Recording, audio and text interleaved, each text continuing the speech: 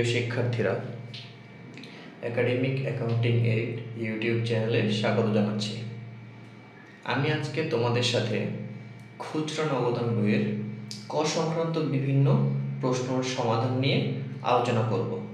প্রিয় শিক্ষার্থীরা, আমি আজকে 4টি প্রশ্ন নিয়ে আলোচনা করব, যে 4টির যে কোনো একটি প্রশ্ন তোমরা অবশ্যই কমন পাবে ইনশাআল্লাহ। প্রিয় শিক্ষার্থীরা, খুচরা নগদান বইয়ে সাধারণত এই প্রশ্নের মধ্য থেকেই কতে এসে থাকে। এর মধ্যে দেখো, প্রারম্ভিক খুচরা নগদ তহবিল নির্ণয়, খুচরা খরচের পরিমাণ নির্ণয়, অগ্রদত্ত টাকার পরিমাণ নির্ণয় এবং খুচরা নগদান বহির্ভূত বা খুচরা নগদান বইয়ে আসবে না এমন দফা নির্ণয়।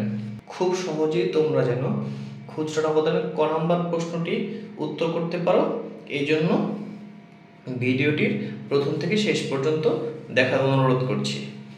প্রথমেই দেখো, যদি তোমার প্রশ্নে আসে প্রারম্ভিক খুচরা নগদ তহবিল নির্ণয় করো, তখন সব সময়ের জন্য আমরা অগ্রদত্ত টাকা থেকে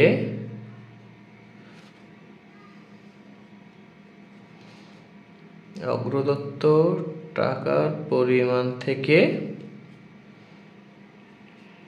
গত মাসে খুচরা খরচের পরিমাণটা বিয়োগ করব।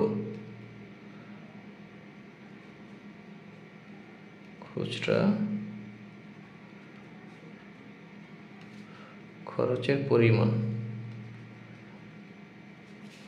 উদ্দীপকে অগ্রদত্ত টাকার পরিমাণ দেয়া থাকবে এবং গত মাসের খুচরা খরচের টাকা দেয়া থাকবে। অগ্রদত্ত টাকা থেকে গত মাসের খুচরা খরচ বিয়োগ করলে যে অ্যান্সারটা বের হবে সেটাই হবে প্রারম্ভিক খুচরা নগদ তহবিল। সকল অঙ্কের জন্য একই নিয়ম। যখন তোমাকে প্রারম্ভিক খুচরা নগদ তহবিল নির্ণয় করতে বলবে, এই দুটো তথ্য অবশ্যই তোমার উদ্দীপকে দেয়া থাকবে। এরপরে আরেকটা প্রশ্ন দেখো, যদি তোমাকে বলে খুচরা খরচের পরিমাণ নির্ণয় করো, তখন তুমি কিভাবে করবে? তখন তুমি অগ্রদত্ত টাকার পরিমাণ থেকে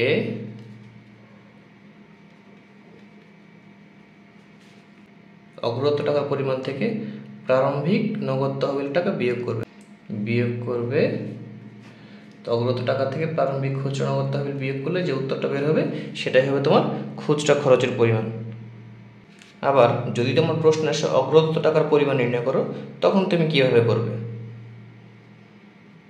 তখন তুমি প্রারম্ভিক খুচরা নগদ তহবিল এর সাথে খুচরা খরচের পরিমাণ যোগ করে দিবে।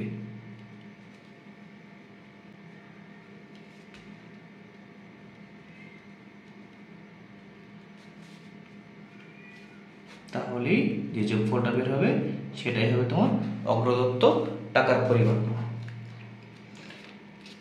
এছাড়াও আরও একটি প্রশ্ন ক নম্বরে এসে থাকে, সেটা হলো খুচরা নগদান বহির্ভূত অথবা খুচরা নগদান বইয়ে আসবে না এমন দফা নির্ণয় করো।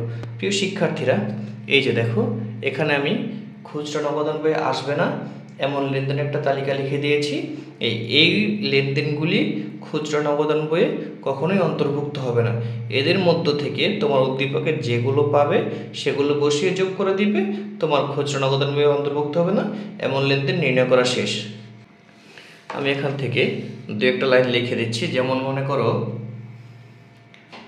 পুরাতন খবরের কাগজ বিক্রয়, পুরাতন খবরের কাগজ বিক্রয় অ্যামাউন্ট লিখবে, পুরাতন আসবাবপত্র বিক্রয়,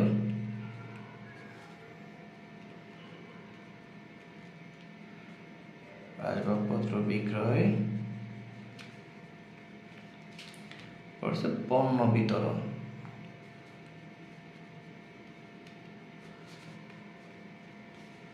যোগ করে দিবে, তোমার নগদান বই অন্তর্ভুক্ত হবে না এমন লেনদেন নির্ণয় করা শেষ হয়ে যাবে।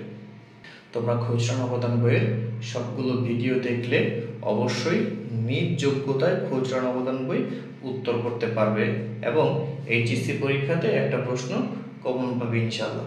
সবাই ভালো থাকবে, সাবধানে থাকবে। আল্লাহ হাফেজ।